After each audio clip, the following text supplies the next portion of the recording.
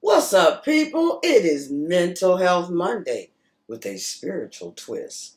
Brought to you by your girl, Demetra Williams Pitts. Let's get this party started. Alrighty then. Back in May on Facebook, I posed the question: why do you think a man would say the sisterhood is broken? I asked three questions, the first being, why do you think women don't support or like one another? The results were what I expected. However, in this special women's edition, I will specifically be focusing on the second response, which is competition. Although it was a tie between insecurity and competition, I selected competition as there is a long history that proves competition to be true among women, as well as focusing on the psychological connection, specifically personality disorders. Let me remind you, it has been noted that 15% of Americans have personality disorders. Those are the ones that have been confirmed. Just so we have an understanding, a personality disorder is a type of mental disorder in which you have a rigid and unhealthy pattern of thinking, functioning, and behaving. In today's episode, the focus will be on our behavior. Why do women compete?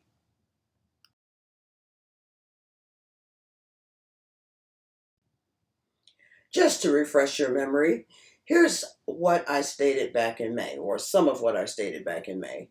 The interesting part surrounding these responses could or may potentially point to a mental disorder, specifically social anxiety disorder or depressive disorder.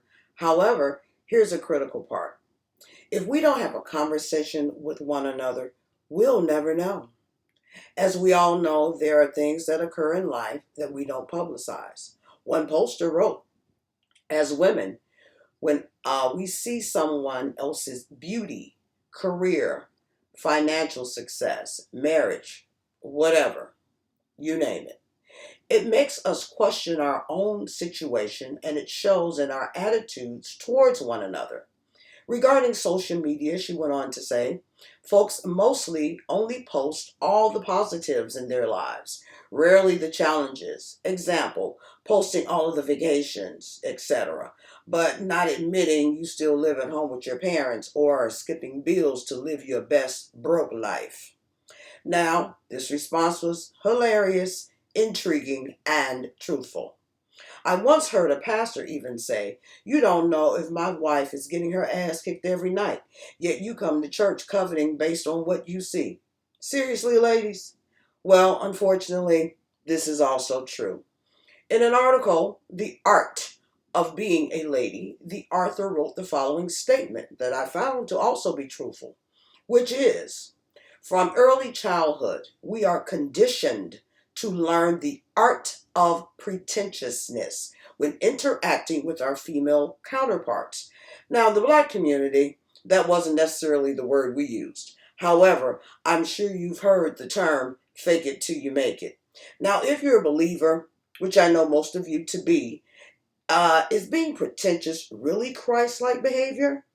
You have some women out in the world, in your church, on your job, envious, coveting, insecure, and suffering from low self-esteem simply because you misrepresented yourself. Truly. The real problem is because you pretended to be something and someone you're not. It has basically caused some to compete. Now, whose fault is that? Okay, anyway. I went on to say, pretending can be a pathway to destruction. Satan is the great pretender that secures embodiment in humans. So be sure to check your interactions and your intentions.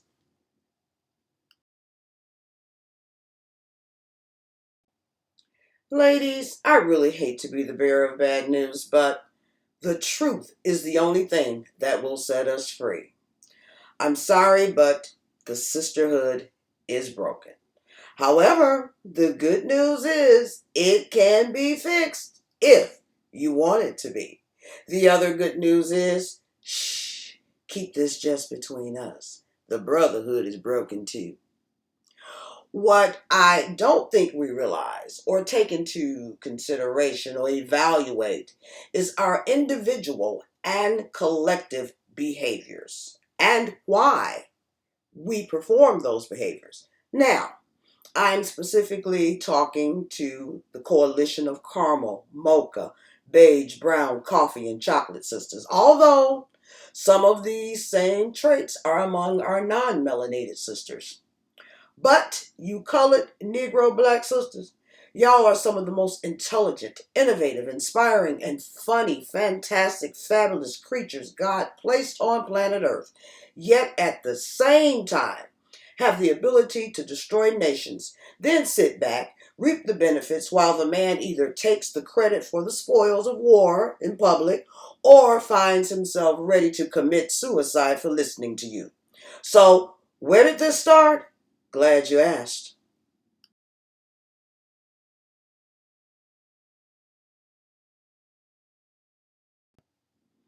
Well, unfortunately, it started back at the beginning of time. And to this very day, it has not ceased. Unfortunately, in our quest to be in position of power, prestige, and prominence, we have also destroyed our sisters along the way. That is the most unfortunate part because we are the conduit to which earth is replenished. Think about it for a minute. The seed cannot produce without the egg, and vice versa. The world cannot continue to exist if we're not here to supply what's required for human growth. So let's take a look into our behaviors that's causing all of this destruction. Specifically, we're going to cover the topic of female intrasexual competition. But first, let's review some definitions so we're all clear.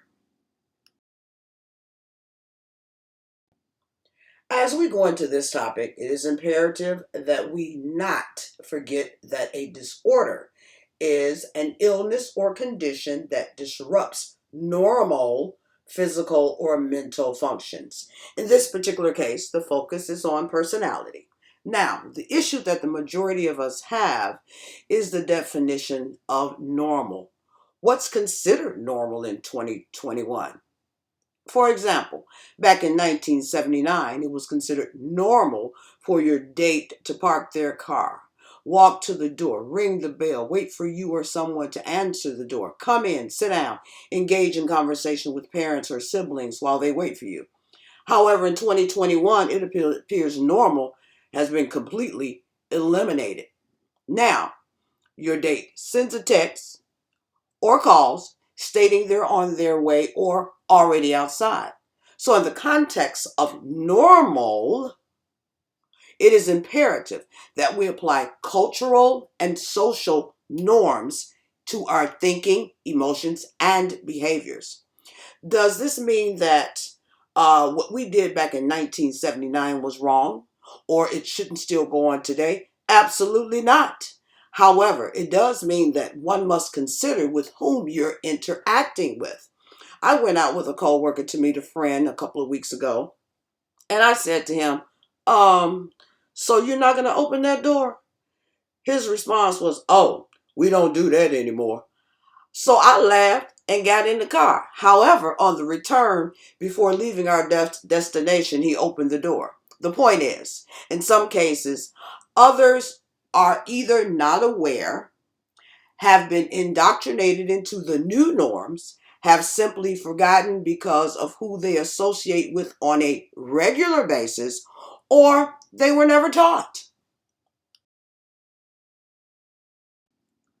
Okay, let's get on with these definitions. First up, female intrasexual competition, which is basically competition between two females over a potential mate. Such competition might include self-promotion, derogation of other women, direct and indirect aggression towards other women. Not to confuse it with intersexual competition, which occurs as a result of interactions between males and females of a same species. Behavior. In psychology, behavior consists of an organism's external reactions to its environment.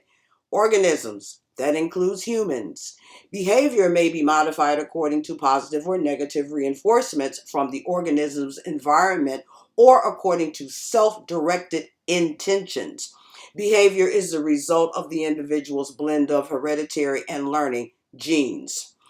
A study on human behavior has revealed that 90% of the population can be classified into four basic personality types. Those being optimistic, pessimistic, trusting, and envious. However, the latter of the four types, envious, is the most common, with 30% compared to 20% for each of the other groups. Wow. Alrighty, next up, envy or envious. A feeling of discontented or resentful longing aroused by someone else's possessions, qualities, luck, and for the believers, blessings. Jealousy. Jealousy is a complex emotion that encompasses feelings ranging from suspicion to rage, to fear, to humiliation. It strikes people of all ages, genders, and sexual orientations, and is most typically aroused when a person perceives a threat to a valued relationship from a third party. The threat may be real or imagined. Competition is a relationship between organisms or humans that strive for the same resources in the same place. These organisms can be either man or animal. Resources can range from food to sexual mates. Now, as we review these definitions, let me briefly tell you what I witnessed on National Geographic. Yes, I watch National Geographic. The researchers were trying to tag a king cobra, or some king cobras, which are basically big, fabulous snakes. So they follow, so they can follow them in their habitats, their environment, movements, what they do in their natural day-to-day lives. They eventually tagged a female and a male. However, while tracking them, they discovered something they didn't know. The female became pregnant by an unknown, untagged king cobra. Another king cobra comes along that's untagged, unknown, and attempts to mate with her. But because she's already pregnant, she's uninterested. The male either senses she's pregnant by another male, or he's simply agitated because she's unwilling to mate with him. He, in turn, kills the female along with all her babies. The researchers were shocked as they had never witnessed that type of violence within the same species. Have you ever heard of a man killing a woman because she was pregnant by another man? I'm sure it's in the news. So, how different are we as human when it comes to envy, jealousy, our behavior, and competition? Next up, aggression.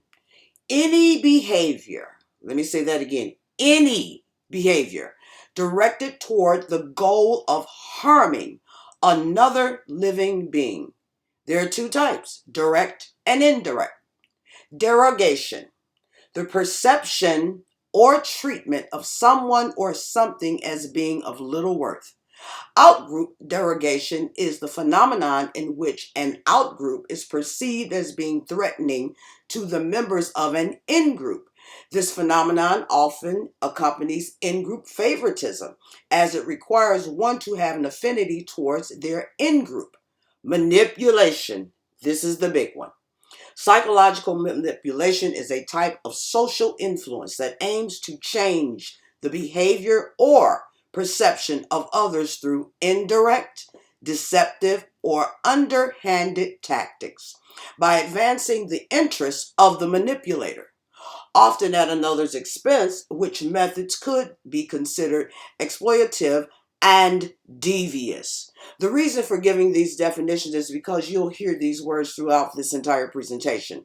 For the benefit of you having a clear understanding, you will have the opportunity to stop the video and refer back if in doubt as to what is being conveyed. As previously mentioned, the destruction of the sisterhood, didn't start yesterday. But what's troubling is the continued breaches that seem to manifest even among and within the body of Christ. In order to tackle this topic as authentically as possible and to bring about some examples, I need to highlight some behaviors. In order to fully explain the damage, I'm going to start with the most recent incident that occurred between Tabitha Brown and Wendy Williams. In this particular incident, Wendy Williams painted herself as the immature, bitter, angry, envious, miserable person, while Tabitha Brown successfully painted herself as the woman of class, grace, wisdom, with a touch of honey and vinegar. When it comes to Black women, we can be the most nurturing, caring, kind, sweet, and supportive than any other woman on planet Earth.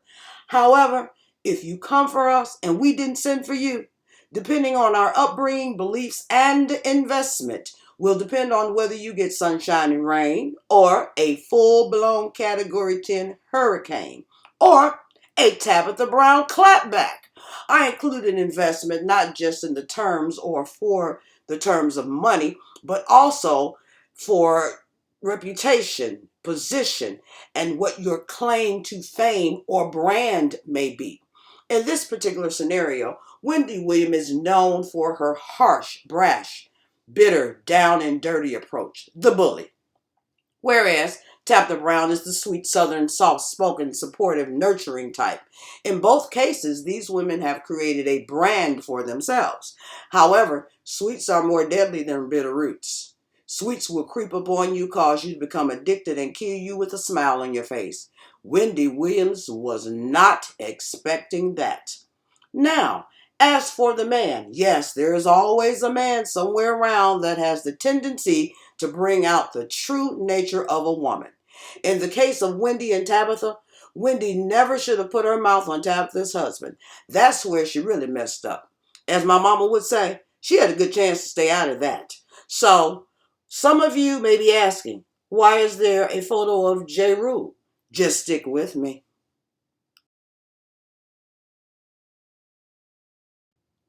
The all-famous clapback. Ha! Before I go any further, and for those who may not understand what a clapback is, here's another definition. Clapback is a compound noun version of the slang to clap back. Clapping back is an answer to an opponent's insult, diss, or to be more slangy, with a much stronger comeback. In the case of Tabitha and Wendy, here's how you know a serious clapback is on the way. Tabitha started with, "My God, the pain you must be feeling." It didn't help that Tabitha was using her woke up low range southern voice with Donna in all her glory, while killing our eyes with her pearly white teeth and strategic smile throughout the entire retort. Right there is how a classy, believing, mature woman's passive-aggressive personality delivers an opening statement, which basically implies from Jump Street, it's you with the issue, baby, not me, but I'm going to fix you right on up, right on up.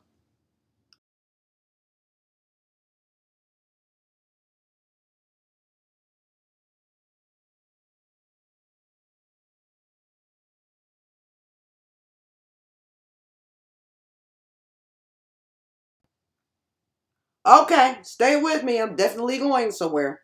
For those that are single and or those that are in or have experienced a miserable relationship surrounding infidelity, there's this phenomenon called intrasexual competition. Most studies have only uncovered the cause for girls and young women up to the age between maybe, they went as far as maybe 35. Again, female intrasexual competition is a competition between women over a potential or current mate.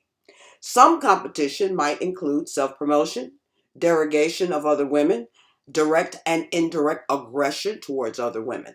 Now, before I get too far, let me say this. Although academia has not determined specifically why this continues among older women, meaning those 35 or 37 and above, there are some articles that point to a few reasons that influence women of all ages at different stages of their lives.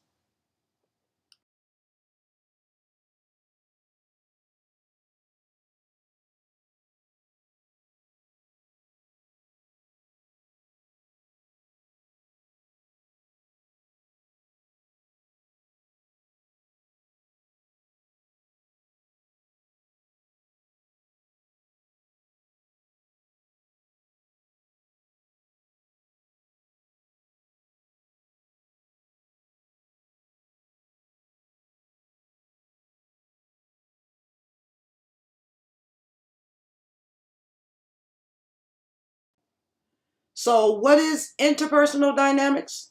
Interpersonal relationship involves social associations, which is a part of interpersonal dynamics, connections or affiliations between two or more people.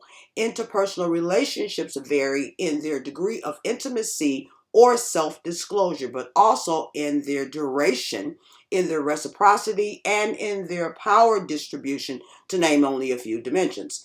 The context can vary from family, kinship, relations, friendships, marriage, other relationships, associates, work clubs, neighborhoods, places of worship. Relationships may be regulated by law or customs or mutual agreement and form the basis of social groups and of society as a whole. This association may be based on inference, love, solidarity, support, regular business interactions, or some other type of social connection or commitment. Interpersonal relationships thrive through equitable and reciprocal compromise. They form in the context of social, cultural, and other influences.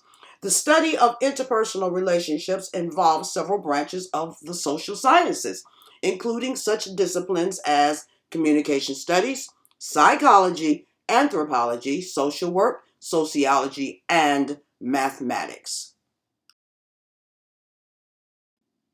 Let's talk about behavior, which is the way in which one acts or conducts oneself, especially towards others, the way in which an animal or person acts in response to a particular situation or stimulus, the way in which a natural phenomenon or a machine works or functions. In psychology, behavior is defined as an organism's activities in response to external or internal stimuli, including objectively observable activities, introspectively observable activities, and non conscious processes. More restrictively, any action or function that can be objectively observed or measured in response to controlled stimuli. For example, if you go to a friend's house and you're sitting there with your winter coat on because you're cold, your friend may offer, turning up the thermostat. Your friend probably would not have noticed that you were cold without your unusual behavior of sitting inside with your coat on. Our behavior communicates valuable information that otherwise may go unknown. In psychology, behavior consists of an organism's external reactions to its environment. Emotions, thoughts, and other internal mental processes don't usually fall under the category of behavior within psychology. Behavior may be modified according to positive or negative reinforcements from the organism's environment or according to self directed intentions. The reason for taking the time to focus on behavior is because it's a manner of communicating valuable information that otherwise may go unknown.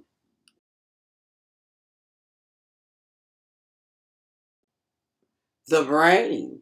Research found that men tend to use one side of their brain, particularly the left side, for verbal reasoning, while women tend to use both cerebral areas for visual, verbal, and emotional responses. These differences in brain use cause a difference in behavior between men and women. Women tend to be better at sensing emotional messages in conversations, gestures, and facial expressions, and are thus more sensitive. Men are better at coordination and have a better sense of direction, usually. They excel in math and are great at interpreting three dimensional objects. They have a better hand-eye coordination, and more precise control of large muscle movement. They have poor peripheral vision, but better sight in bright light and a better sense of perception. Since they use one side of their brain more than the other, they tend to use the left side for verbal reasoning and the right for visual and emotional activities if they are right-handed. Now, due to those differences in the male and female brain function in general, men do not notice the same things that women notice, especially emotional messages, gestures, and facial expressions. This is why, in a lot of cases, men don't notice that a woman is flirting in a subtle manner. However, the woman, and especially the wife, has picked up on it. He's completely oblivious. Therefore, when Wendy came for Tabitha, it was necessary for her to say something because that was a message that spoke to a threat to her environment, her husband, her body as one with him. The same can and has been proven true on social media. Okay, ladies, let's be honest. There are some posts we read, and if you're in the same circle, you know exactly who that post is for and about. You can recall every single detail of what, when, where, how, and why. However, for a man, he is absolutely clueless. The man is clueless that he doesn't even consider some of what he does that may even incite a response or behavior. In the area of female intrasexual competition, some of these behaviors and actions play out right before our very eyes on a daily basis. The difference is you may not always see them because they are at least three types of women with varying personalities: the sweet, the brash, and the in-between. Then there's the confident, arrogant, insecure, and unconcerned. Most true believers fall somewhere in between. Why you say that, Demetra? Glad you asked. Because the believer is or should be continuously fighting with their flesh. Behaviors are a huge part of the flesh. But if you do not have it under subjection, it will cause you to deceive yourself. That's what the Holy Ghost said, not me. Your behavior or actions can be demonstrated verbally, physically, or written, or at least for the woman. Now, the man typically won't even notice some behaviors that may be in written form. But I guarantee you, there's a woman that's thinking, what she mean by that? Whereas the man will take it for face value unless he is made aware.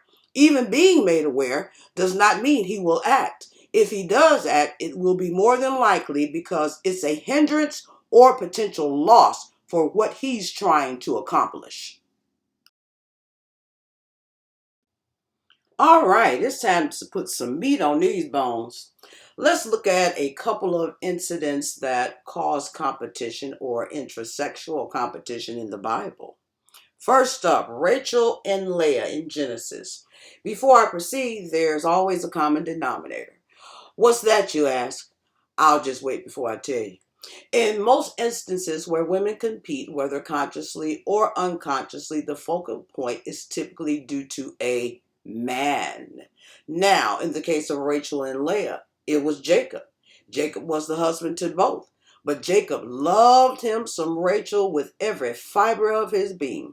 Leah was only in the mix because she was the oldest daughter, and Jacob was tricked into marrying her. In either case, just like back in those times, it was honorable for a wife to bear children for her husband. Unfortunately, God made it so that Rachel was temporarily barren, but Leah was fertile. Sidebar, do not ever discount God. Genesis 30:1 says, when Rachel saw that she was not bearing any children for Jacob, she envied her sister. Give me children, or I will die, she said to Jacob. Rachel became envious of Leah because she had provided Jacob with children. What you're going to see in these two examples is the difference between envy and jealousy, although most of the time we use them interchangeably. However, Rachel did and didn't have the right to be envious. I say both because in this case, they were both Jacob's wives. I now understand why polygamy is not necessarily a good idea. Let's take another station break. Even though this is not talked about often, there is a strong hormonal connection as it relates to mate selection. It has been noted that women become more aggressive when they're ovulating. Therefore, they become more territorial. At the same time, this is also when men are more attracted to women. What has not been confirmed but is being investigated is whether the effects of low or high testosterone levels in postmenopausal women have an effect in men as it relates to mate selection.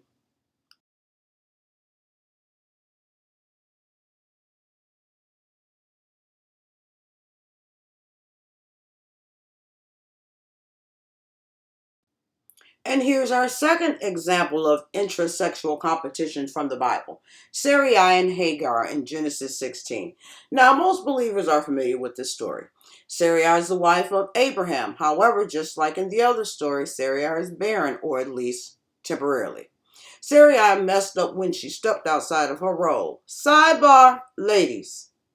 We can avoid a whole lot of smoke if we stay in our lane and let God do what he does. Anyway, she gives Hagar, her servant, over to her husband, Abraham, so that she can have children. Can you say backfire? Here's the part that we may have missed in the story. Hagar became sassy with Sarai. The Bible says in Genesis 16:4 NLT, so Abraham had sexual relations with Hagar, and she became pregnant. But when Hagar knew she was pregnant, she began to treat her mistress Sarai with contempt. The nerve of you! NIV uses the word despise. New American Standard uses the word insignificant. And Holman Christian Standard uses the word contempt. In either case, the Greek translation is, and I'll spell it because I can't pronounce it, Qallal, meaning to slight, swift. And this is where I holler, or to be trifling. Baby, I can imagine Sarah saying to Abraham, you better get your girl before I scratch her eyes out and feed her to the hogs. Anyway, due to Hagar's behavior, it caused Sarai to become jealous, and rightfully so. I mean, Abraham is her man. However, Hagar was envious because she felt that because of having the child, she should be honored in the same manner as Sarai. Sorry, boo, you had one job and one job only, and that's to serve Sarai in whatever manner deemed necessary. That didn't give you any other rights. Therefore, there was no justification for you mistreating Sarai by being trifling. Once again, who's at the center of all this? The man. Ooh, that was a lot. So I'm going to stop right here and give everyone an opportunity to process what has already been presented. Next week, or maybe later this week, I'll start with how female intersexual competition plays out on social media and in other areas and places of our lives that has caused much damage, confusion, and unnecessary discord within the sisterhood, along with research from psychological and spiritual perspective. Hope to catch you on the next go round. Until then, mind your behaviors. I holla.